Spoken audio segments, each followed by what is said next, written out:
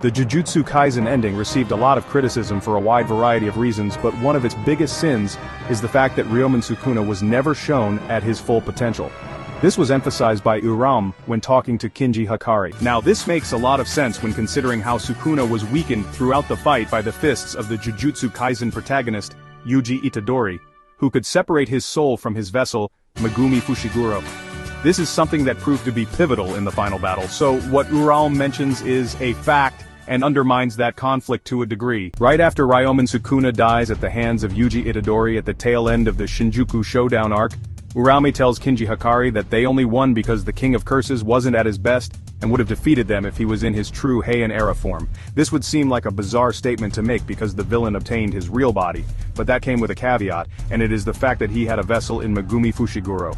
When considering that Sukuna is a cursed object in this series, and had to take over Megumi's body to be in full control, this makes a monumental difference because it was Yuji Itadori's soul-hurting punches that managed to cause critical damage to him.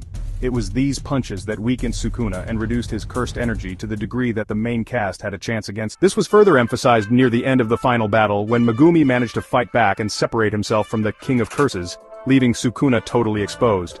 That situation is something that wouldn't have happened if he had his real body, and shows how author Geiga Akutami never allowed the audience to see the full potential of his main villain.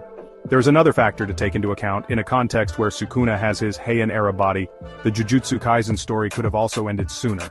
That is because Sukuna managed to reset his body after fighting with Megumi's against Satoru Gojo, which is an opportunity that he wouldn't have if he was in his true Heian-era state. If Sukuna was in his real body and the events of the story had the same structure, then that means that Gojo would have weakened him greatly, and the rest of the cast would have defeated him.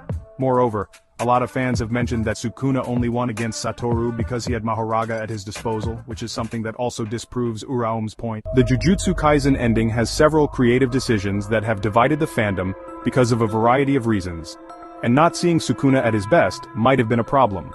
Moreover, Uraume's words do have a point when considering how he was defeated at the end of the manga.